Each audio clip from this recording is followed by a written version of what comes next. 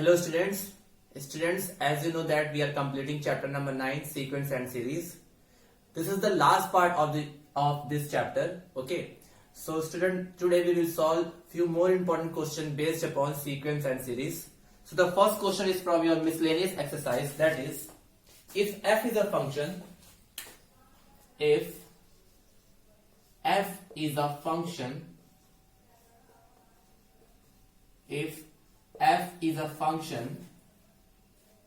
satisfying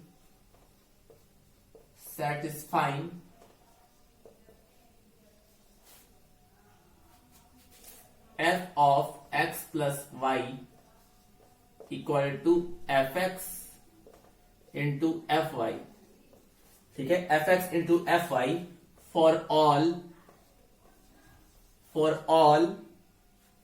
xy belongs to natural number such that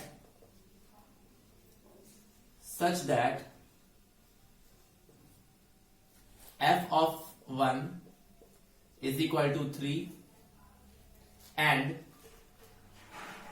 summation of x equal to 1 से n fx equal to 120, ठीक है. Find the value of m. Find the value of n, ठीक है. So this is the first question for today, that is, if f is a function satisfying fx plus y is equal to fx into fy for all xy belongs to n such that f1 is equal to 3 and summation of x equal to 1 to n fx is equal to 120, then find the value of n, ठीक है. This is a little bit different question but it is very important question student, ठीक है. So student, we will solve. What is the procedure to solve this type of question? So whatever thing is given, first you note it down, okay. So what is given, f1 is equal to 3, ठीक है. f1 की value कितनी है, 3, ठीक है. And one function is given, that is fx plus y is equal to fx into fy, ठीक है. Now student, fx plus y is equal to fx into fy, this is also given, ठीक है.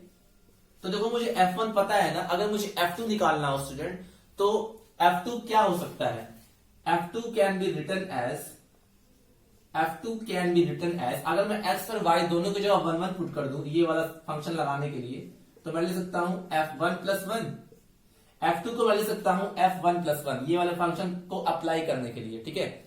अच्छा, f1 plus 1 यानी कि fx plus y is equal to fx into fy. अगर मैं इस फॉर्मूले में इसको इंप्लीमेंट करूंगा तो in place of x 1 is there and in place of y is also 1 is there, ठीक है. देखो मुझे f1 दिया था, मुझे f2 निकालना था, तो पहले मैंने f2 को इस फॉर्म में लिखा, इस फॉर्म में fx प्लस y फॉर्म में. तो इसको जब मैंने सॉल्व किया तो उसको मैंने लिखा f इन ब्रैकेट 1 प्लस 1, और जब ये फंक्शन को अप्लाई किया मैंने तो फंक्शन कुछ इस तरह डिफाइंड है कि fx plus y is equal to fx into fy, तो इसको मैंने लिख दिया f1 into f1. Now student, f1 की वैल्यू कितनी है, f1 की value is 3 and it is also 3. So f2 is equal to 3 square लिख सकते हैं. जो f2 हमारा होगा वो हमारा होगा 3 स्क्वायर, ठीक है. ऐसे ही अगर मान लो आपको f3 निकालना होता, f3, ठीक है. अगर मान लो आपको f3 निकालना होता तो आप क्या कैसे लिखते हैं इसको लिखते हैं आप f1 प्लस 2. ऐसे में लिखना है जिसकी वैल्यू हमको पहले पता है, ठीक है. f3 को मैंने लिखा f1 प्लस 2. अब जब ये फंक्शन ऑपरेट होगा तो इस फंक्शन को हम लोग ऐसे एक्सप्लेन कर सकते हैं, f1 इंटू f2 लिख सकते हैं. इस फंक्शन को अगर इसको इंप्लीमेंट किया जाए तो f1 इंटू f2 लिख सकते हैं. f1 की value you know that is 3 and f2 की वैल्यू इज 3 का स्क्वायर. तो what will be the value of f3, the value of f3 will be 3 का क्यूब. ऐसे ही मान लो आपको f4 निकालना होता, f4, तो f4 को क्या ले सकते हैं स्टूडेंट, f4 को ले सकते हैं f1 प्लस f2 प्लस 2 भी ले सकते हैं, 2 प्लस 2 भी ले सकते हैं क्योंकि 2 की वैल्यू हमको पता है, या 1 प्लस 3 भी ले सकते हैं. तो 1 प्लस 3 लिखा मैंने, और फिर जब से ये फंक्शन ऑपरेट हुआ तो इसको ले सकते हैं f1 इंटू f3, ठीक है. And f1 into f3 we know f1 is 3 and f3 is 3 का cube. So from here we can write f4 is equal to 3 to power 4. Now you see we are getting some pattern. f1 का क्या था? f1 की value 3 थी, f2 की value 3 का square है, f2 की वैल्यू 3 का स्क्वायर है, ठीक है, f3 की वैल्यू 3 का क्यूब है, f4 की वैल्यू 3 का 4 है. इसी तरह similarly what will be fn?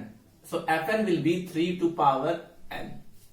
ठीक है, f2 था तो 3 का पावर 2 आया, f3 था तो 3 का पावर 3 आया, ऐसे ही f4 होगा तो 3 का पावर 4, ऐसे ही जब fn होगा तो 3 का पावर n. ठीक है, ये हमने निकाल दिया. ये निकालना इसलिए पड़ा क्योंकि हमारे पास समेशन ऑफ fx दिया हुआ था. ठीक है, अब मुझे n की वैल्यू फाइंड करनी है स्टूडेंट. तो यहां पे एक और चीज गिवन है, summation of x equal to 1 से लेकर n fx इज इक्वल टू 120. ठीक है, अच्छा इसका मतलब क्या होता है? इसका मतलब क्या होगा स्टूडेंट? अगर आप इसको एक्सपेंड करोगे, ये सम को रिप्रेजेंट कर रहा है because it is summation sign. तो ये एक सम को रिप्रेजेंट कर रहा है. किसके सम को?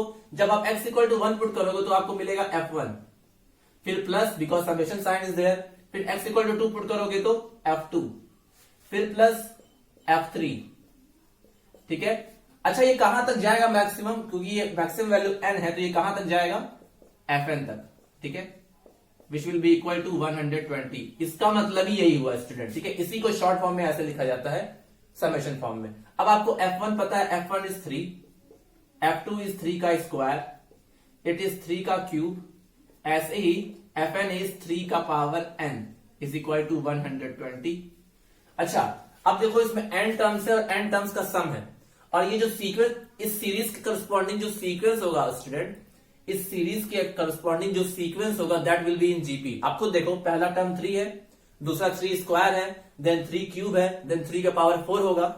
तो ये जो इसके रिगार्डिंग जो सीक्वेंस मिलेगा that will be in GP. और ये क्या रिप्रेजेंट कर रहा है? जीपी के n टर्म्स का sum. It is representing the sum of first n terms of a GP. और हमको पता है जीपी के n टर्म्स का फॉर्मूला क्या होता है? a in bracket 1 minus R to power n upon 1 minus R. ये तब होता है जब r की वैल्यू 1 से कम होती है. और एक और फॉर्मूला होता है a in bracket r to power n minus 1 upon r minus 1. वो तब होता है जब r की वैल्यू 1 से ज्यादा होती है. तो यहां के लिए हमारा फर्स्ट टर्म a है, कॉमन रेशियो r होगा. तो we know that sum of n terms of gp is equal to what? a r to power n minus 1 upon r minus 1. तो यही चीज मैं यहां अप्लाई करूंगा. तो कैसे? फर्स्ट टर्म इसका 3 है, in bracket 3 to power n minus 1 divided by 3 minus 1 is equal to 120. ठीक है, ये पूरा किसके बराबर है? 120 के. तो देखो क्या आएगा, ये आ जाएगा 3 into 3 to power n minus 1 divided by 2 is equal to 120. अच्छा 2 का मल्टीप्लाई उधर कर दो तो ये आ जाएगा 3 into 3 to power n minus 1 is equal to 240. ठीक है, अच्छा ये 3 का डिवाइड इधर करोगे तो 3 to power n minus 1 is equal to 240 divided by 3. ठीक है, या 3 to power n minus 1 is equal to 80 आएगा.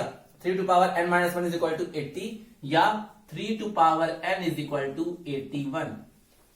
ठीक है, 3 to power n is equal to 81. तो इतना हो गया हमारा.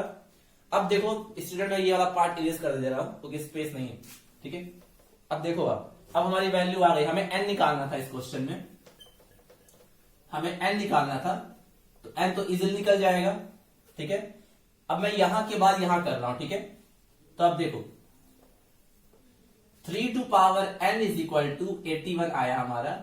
तो हम इसको लिख सकते हैं 3 to power n is equal to 3 to power 4, क्योंकि 81 को 3 का पावर 4 लिख सकते हैं.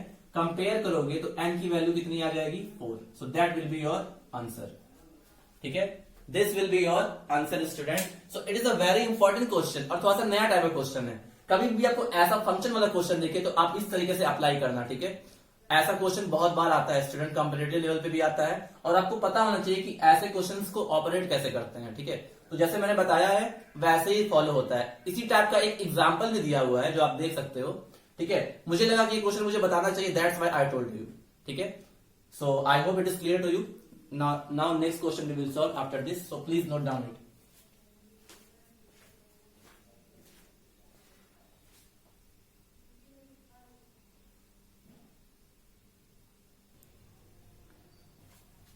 Now student, another very important question, that is, if a plus bx upon a minus bx is equal to b plus cx upon b minus cx and which is also equal to c plus dx upon c minus dx, then show that a, b, c and d are in GP. ठीक है, तो solve करते हैं इसको student.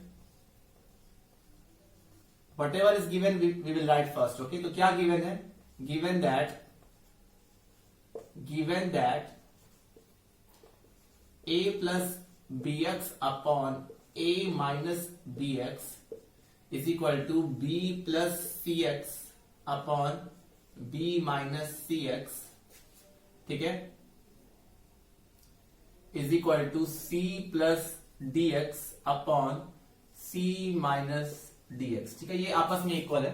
तो इस question को solve करने का दो मेथड है, एक तो ट्रेडिशनल मेथड और एक मेथड है यूजिंग कंपोनेंडो एंड डिविडेंडो. लेकिन ये आपको पता नहीं है componendo and dividendo. It is given in the syllabus of ICSC. ठीक है, तो वो मैं बताऊंगा क्लास में. अभी के लिए आप ट्रेडिशनल मेथड देखो. हम क्या करेंगे, दो को एक साथ लेंगे. यहाँ पे तीन नंबर आपस में इक्वल है ना, तो हम लोग दो को एट अ टाइम इक्वल करेंगे. तो हम लिख सकते हैं ना यहां से कि अगर ये गिवन है तो a plus B X divide by a minus B X is equal to b plus C X divide by b minus C X. लिख सकते हैं इसको इस तरह. क्या करो आप, मैंने क्या किया, इन दोनों में से कोई भी दो को एक साथ लिया, तो इन दोनों को मैंने ऐसे लिखा. ठीक है, उसके बाद मैं क्या करूंगा, क्रॉस मल्टीप्लाई करूंगा. So what I will get, b a plus B X और b minus C X which is equal to b plus C x and a minus B X. ठीक है, अच्छा इसको सॉल्व करते हैं. तो a into B, A B आएगा यहाँ पे, प्लस बी स्क्वायर एक्स आएगा, फिर आएगा a C x, then minus B C x square. ठीक है, इन सबको मैंने मल्टीप्लाई कर दिया है आपस में. देख लेना एक बार अगर कहीं गलती हो गई हो तो. फिर से क्या आ जाएगा, a इंटू बी, एक इसका मल्टीप्लाई इसमें करोगे तो फिर आएगा ए सी एक्स, फिर आएगा माइनस बी स्क्वायर एक्स. ठीक है, इसका मल्टीप्लाई इसमें करेंगे तो माइनस बी स्क्वायर एक्स, और उसके बाद minus B C x square. ये इतना आएगा. ठीक है, इतना स्टूडेंट आएगा. देख लो, अब जो कैंसिल हो रहा है पहले उसको कैंसिल कर देते हैं. तो ए बी से ए बी कैंसिल. ठीक है, और क्या कैंसिल हो रहा है, बी स्क्वायर एक्स तो कैंसिल नहीं होगा, बी सी एक्स स्क्वायर कैंसिल हो जाएगा, ये दोनों.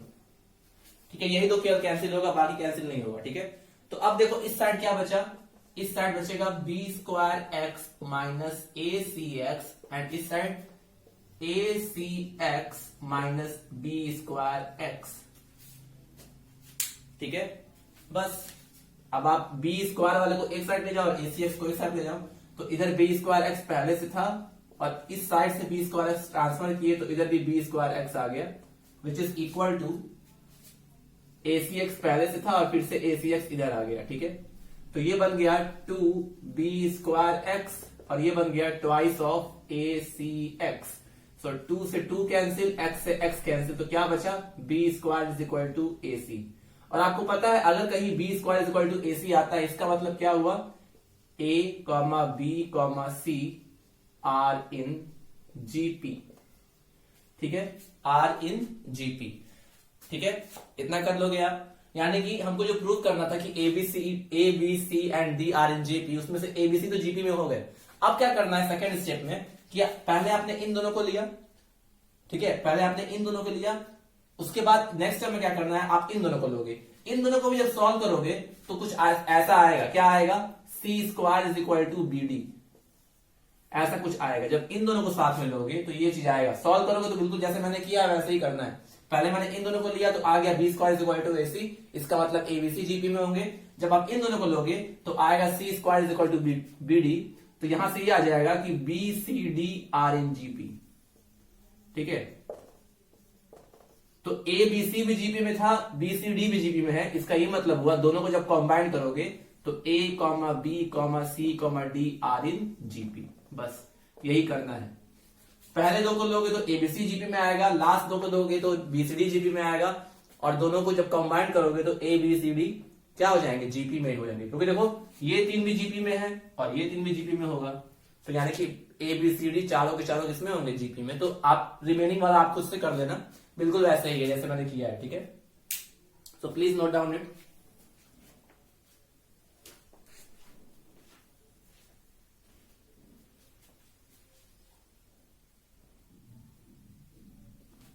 Now student, another question from miscellaneous exercise, that is, if A, comma B, comma B, C, comma D are in GP, then prove that A to power n plus B to power n, comma B to power n plus C to power n, then C to power n plus D to power n are in GP. ये हमको prove करना है, ठीक है। तो देखो कैसे करेंगे। क्या गिवन है? गिवन दैट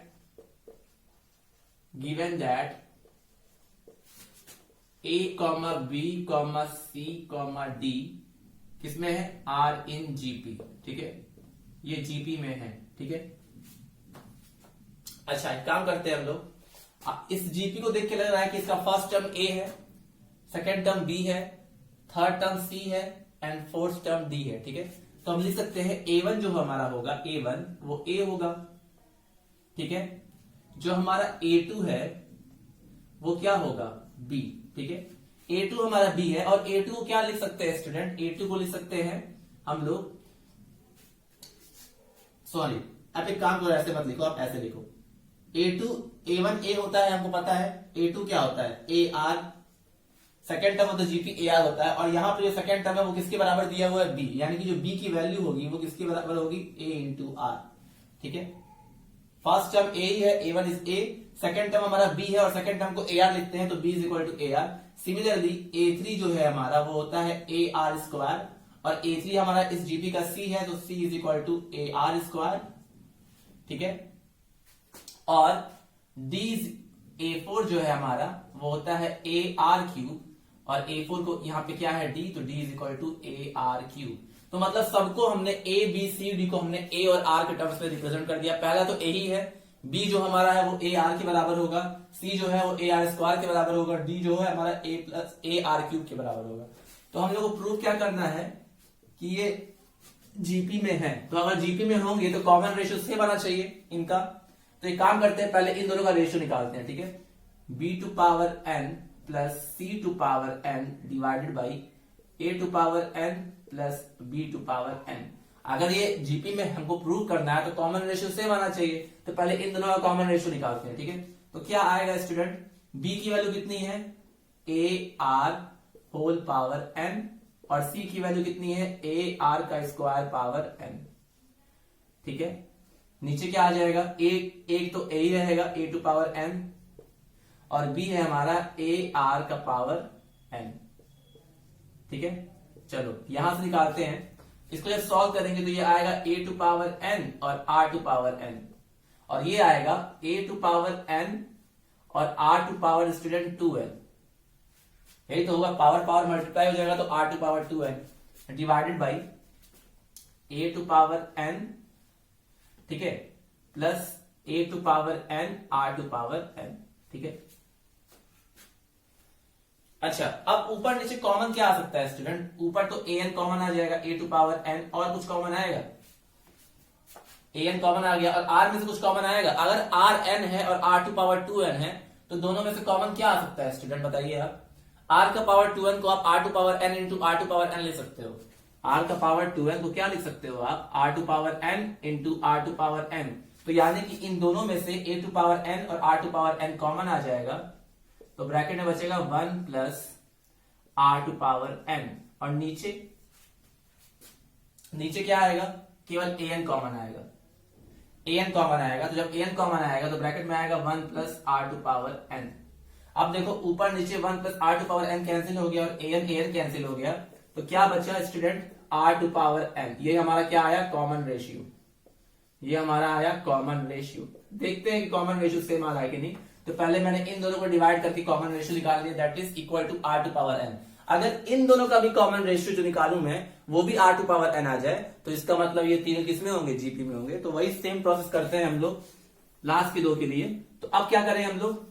कैलकुलेट करिए आप, c to power n plus d to power n divide by b to power n plus c to power n, ठीक है। वैल्यू पुट करो। c की वैल्यू है हमारी AR स्क्वायर का पावर n, और इसकी वैल्यू है AR क्यूब का power n, divided by B की वैल्यू है ए आर का पावर एन और इसकी वैल्यू है ए आर स्क्वायर का पावर एन। ठीक है, चलो इसको एक्सपेंड करेंगे हम लोग तो a टू पावर n और r टू पावर 2n ये आएगा, और इसको एक्सपेंड करेंगे तो a टू पावर n और r टू पावर 3n आएगा, डिवाइडेड बाई इसको एक्सपेंड करेंगे तो a टू पावर n और r टू पावर n, और इसको एक्सपेंड करेंगे तो a टू पावर n और r टू पावर 2n। अच्छा, अब देखो जो प्रोसेस हमने फर्स्ट के लिए किया था वही प्रोसेस के लिए करेंगे। ऊपर में से a to power n common आ जाएगा और r to power 2n common आ जाएगा। ठीक है, जो छोटा पावर है वो कॉमन आ जाएगा, तो बचेगा क्या, बचेगा 1 plus r to power n ऊपर बचा ब्रैकेट में, और नीचे का कॉमन आ जाएगा a n तो कॉमन होगा क्योंकि दोनों में है, और r टू पावर n और r टू पावर 2n में से r to power n common ले लोगे तो ये बचेगा 1 plus r to power n।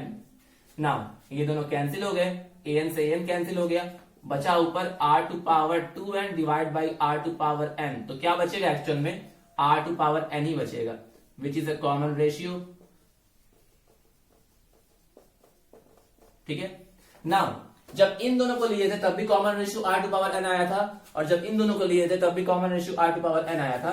तो इसके बाद क्या लिखोगे आप लोग, because common ratio is equal, hence a to power n plus b to power n, comma b to power n plus c to power n, comma c to power n plus d to power n are in GP। ठीक है, तो इस तरह करते हैं student ऐसे question को। अगर आपके पास 4-5 नंबर जीपी में दे दिया हो तो आप उसका जीपी का कॉन्सेप्ट यूज करके आप first, second, third, fourth and fifth term निकाल लोगे।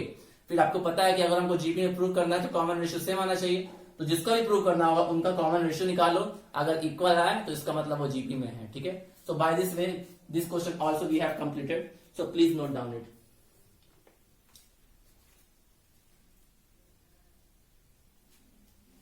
One more question we will solve, student, then we will finish this chapter. Okay, remaining questions you can ask in the class. Okay, so please note down it. After that, one more question we will solve.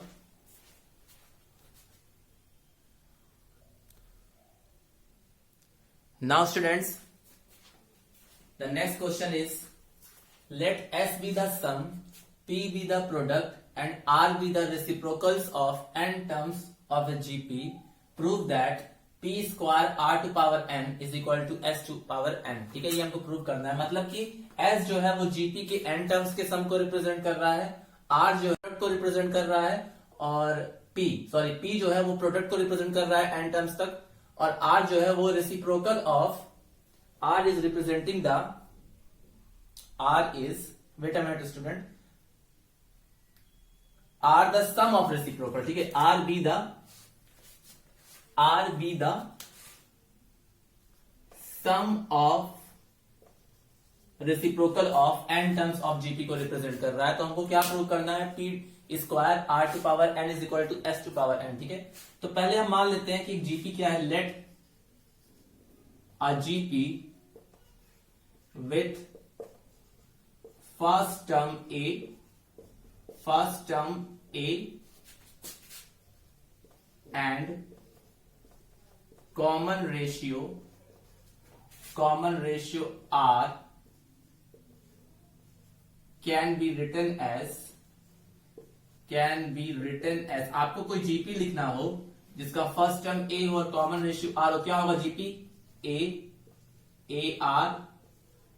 R square and so on A to R to power n minus 1। ठीक है, पहले हम GP लिखेंगे कि मान लो किसी GP का first term A है, कॉमन रेशियो R है, तो वो जीपी क्या होगी, A R square up to A R n minus 1।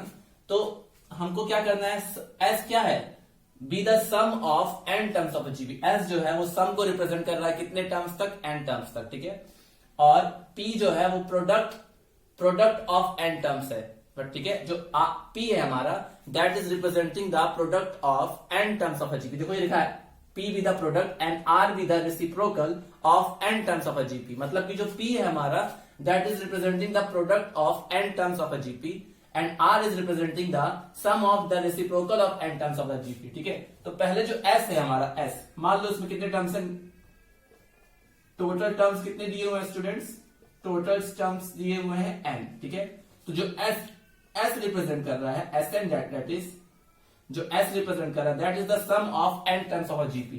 तो a plus AR plus AR square plus AR to power n minus 1 को रिप्रेजेंट कर रहा है। ये जो s है वो सम ऑफ फर्स्ट n टर्म्स को रिप्रेजेंट कर रहा है जीपी के। तो यहां से आप s की वैल्यू निकाल सकते हो। s can be written as AR to power n minus 1 divided by R minus 1। आप वो वाला फॉर्मूला भी यूज कर सकते थे, उससे भी आंसर आ जाएगा, ठीक है। तो नो प्रॉब्लम, मैंने इसको रिप्रेजेंट कर दिया, ठीक है।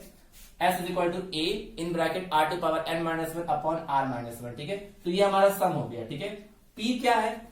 जो p है स्टूडेंट वो जितने भी n टर्म्स है उनके प्रोडक्ट को रिप्रेजेंट कर रहा है। मतलब p is equal to a into A R square into AR cube into and so on AR n minus 1, ठीक है। ये n टर्म्स, जितने भी n टर्म्स है जीपी में, जितने भी n टर्म्स है हमारे, 10 टर्म होंगे तो 10 टर्म, 5 टर्म होंगे तो 5 टर्म, तो जितने भी टर्म्स हैं उनके प्रोडक्ट को रिप्रेजेंट कर रहा है p। तो अब देखो p को हम लोग को सॉल्व करना पड़ेगा। तो p will be equal to, देखो a कितने टर्म्स तक a जा रहा है? a कितने टर्म्स तक जा रहा है? 1 2 3 4। अगर एक टर्म होता तो 1, 2 टर्म होता तो a स्क्वायर, 3 टर्म होते तो क्या होता है स्टूडेंट? a का क्यूब, 4 टर्म होते तो a का 4। ऐसे a जो है वो n टर्म्स तक आते जा रहा है ना, तो यहां से जो a की वैल्यू निकलेगी वो निकलेगी a टू पावर n। ये समझे? देखो अगर मैं कहूं कि 5 है तो 5 इंटू 5 इंटू 5 कितने टाइम्स है? मान लो 10 टाइम्स है। यार वो वाला मत याद रखना n इंटू ए वाला, क्योंकि n इंटू ए वाले में प्लस होता था, यहां पे मल्टीप्लाई का साइन है। तो 5 5 5 10 बार मल्टीप्लाई हो रहा है, तो यानी कि 5 टू पावर 10 आएगा। वो na तब होता है जब 5 प्लस 5 होता है। ये चीज कंफ्यूज मत होना, ठीक है। जब प्लस होता है तब n इंटू ए होता है, और जब मल्टीप्लाई होता है तो a टू पावर n होता है। मतलब कि वो नंबर जितनी बार आता है उतने का पावर हो जाता है। तो यहां पे देखो a जो है वो n टर्म्स तक गया है, a is coming to the n terms of the GP, तो a टू पावर n। और r क्या होगा स्टूडेंट? देखो यहां पे r पहले वाले टर्म में नहीं है, r पहले वाले टर्म में नहीं है। r किस टर्म से स्टार्ट हो रहा है? r किस टर्म से स्टार्ट हो रहा है? सेकंड। तो यानी कि जो r का पावर होगा यहां से, पहले वाले में कुछ नहीं है, और जब सारे पावर ऐड होंगे तो r का जो पावर आएगा वो आएगा 1 plus 2 plus 3 plus and so on plus n minus 1। ये चीज समझ में आया आपको? ये चीज समझ में आया? देखो total number of terms n थे, ठीक है, जिसमें से पहले वाले टर्म में r है ही नहीं। मतलब कि कितने टर्म्स में r है? n माइनस 1 टर्म में r है। तो r का पावर क्या होगा? सारे r सेम है, यानी कि r का है अगर, तो r तो बेस सेम है, पावर अलग है, और बीच में मल्टीप्लाई का साइन है, तो पावर क्या हो जाते हैं? ऐड। तो पावर कहां तक ऐड होंगे? 1 से स्टार्ट होगा, 1 प्लस 2 प्लस 3 कहां तक? n माइनस 1, ठीक है। ये चीज समझना, ये चीज समझने लायक है। तो p is equal to a to power n। अब देखो r जो है, r का जो पावर है ना स्टूडेंट, r का पावर है that is representing the sum of first n minus 1 natural number. देखो ये इसका जो पावर है वो एपी फॉर्म कर रहा है। देखो पावर एपी नहीं फॉर्म कर रहा है, पहला टर्म 1, दूसरा टर्म 2, तीसरा टर्म 3। और आपको पता है कि फर्स्ट n नेचुरल नंबर का जो सम होता है वो होता है n इंटू n प्लस 1/2 होता है। तो इसका जो आएगी वैल्यू वो आएगी r n माइनस 1 और n minus 1 plus 1 divided by 2। आपको मैंने बताया था, ये लिखना मत, सम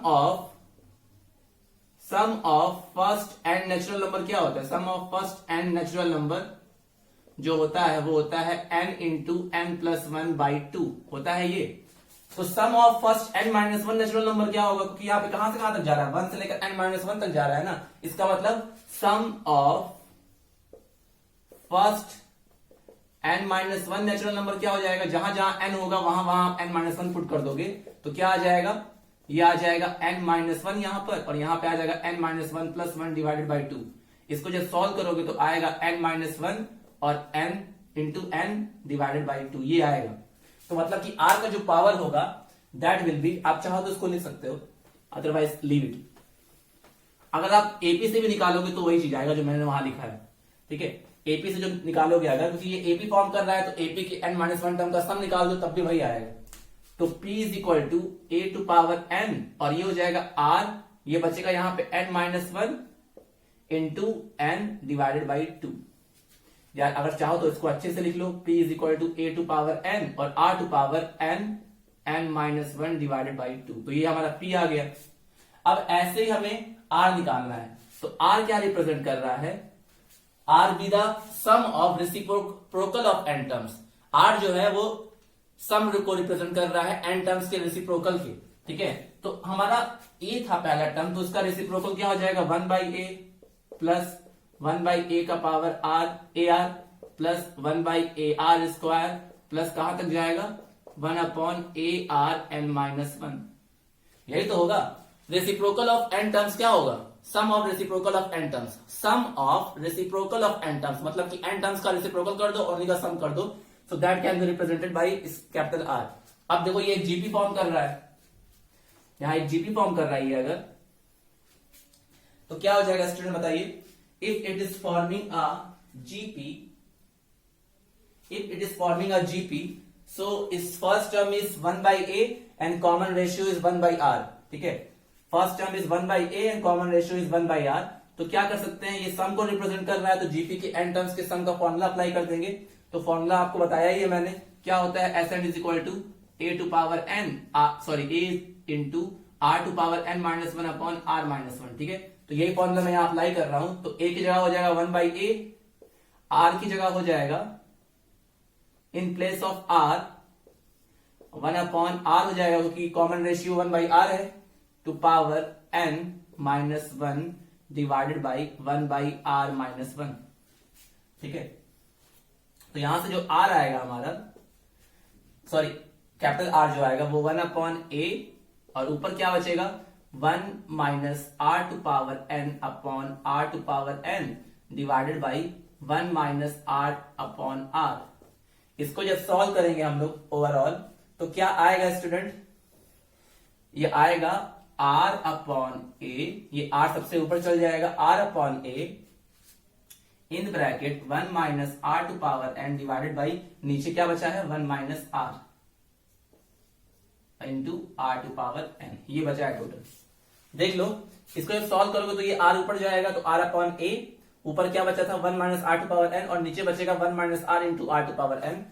ठीक है, ये बचेगा। अब आर इसको और सॉल्व कर सकते हो, कैसे? इसको ले सकते हैं 1 by R 1 minus R to power N upon 1 minus R, और ये जब यहां आर टू पावर एन और यहां पे आर है तो नीचे बच जाएगा R to power N minus 1।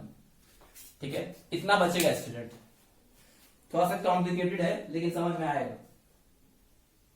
ठीक है, थोड़ा सा कॉम्प्लिकेटेड है लेकिन समझ में आएगा। ठीक है, तो आपको सारी वैल्यू मैंने फाइंड कर दिया कि कौन कौन सी वैल्यू हमको निकालनी थी। हमें एस निकालना था, हमें पी निकालना था, हमें आर निकालना था, सब हमने फाइंड आउट कर लिया।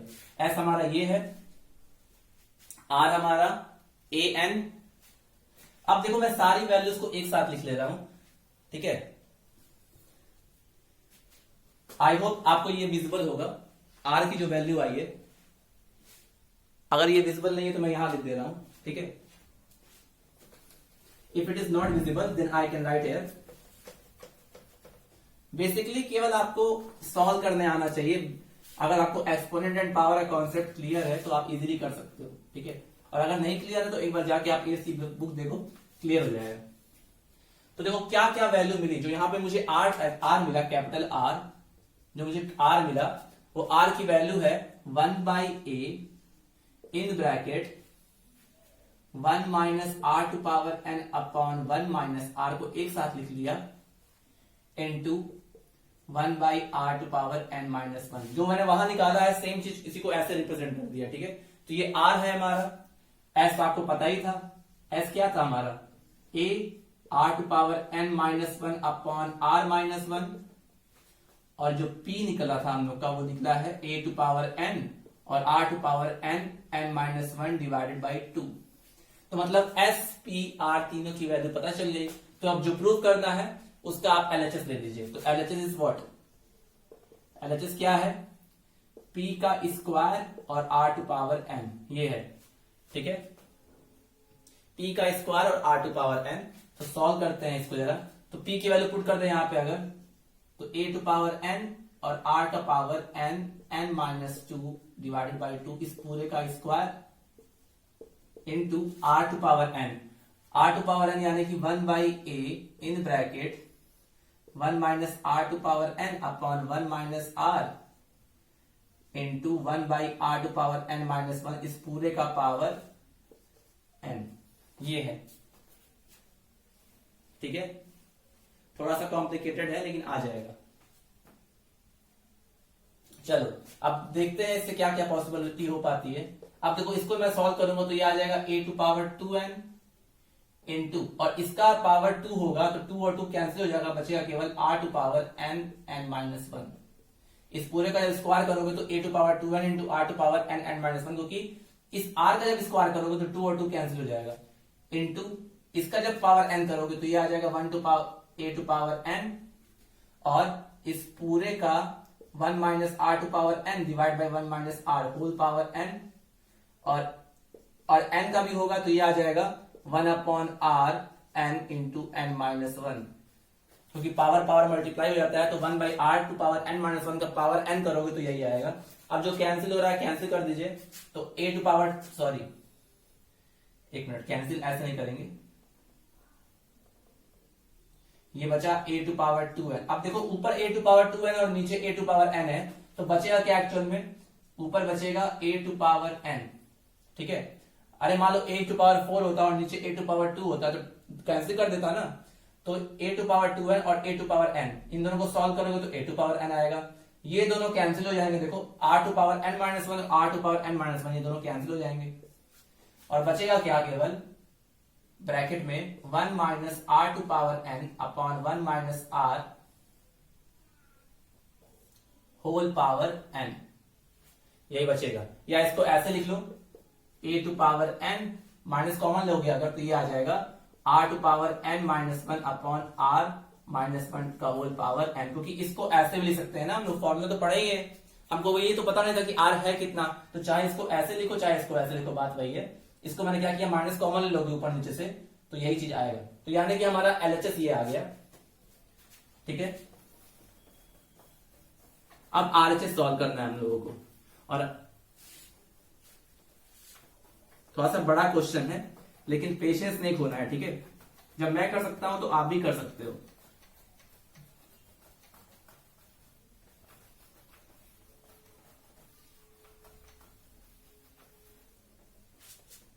देखो ये हमारा आ गया LHS। अब RHS देखते हैं, RHS क्या था एक्चुअल में। RHS है s टू पावर n, ठीक है, s टू पावर n, और s हमने कैलकुलेट किया था, कितना था student, a r to power n minus 1 upon r minus 1, इस पूरे का पावर n। तो अब इस पूरे का पावर n करोगे स्टूडेंट तो क्या आएगा, a to power n into r to power n minus 1 power n divide by r minus 1 to power n, या इसको ऐसे मिल सकते हैं a टू पावर n, और इसको एक साथ ले लो r to power n minus 1 upon r to minus 1 का होल पावर n, ठीक है। अगर बेस और न्यूमरेटर और डिनोमिनेटर का सेम पावर हो तो हम उसको ऐसे ले सकते हैं, numerator upon denominator whole power n। तो देखो जो चीज हमारा LHS आया था वही चीज हमारा RHS आया है, तो LHS equal to RHS, hence p का square into r to power n is equal to s to power n। हो गया प्रूव्ड। तो कहने का मतलब ये है, पहले आपको p, r और s सॉल्व करके निकालना पड़ेगा, फिर LHS और RHS में पुट करना पड़ेगा, अगर दोनों इक्वल आ जाए सो हेंस प्रूव्ड। तो इस तरह मैंने आपको जितने भी क्वेश्चन पॉसिबल हो सकते थे मैंने आपको बताया है। रिमेनिंग क्वेश्चन स्टूडेंट आप प्रैक्टिस करिए, ठीक है, और आप क्लास में आके पूछिए, ठीक है।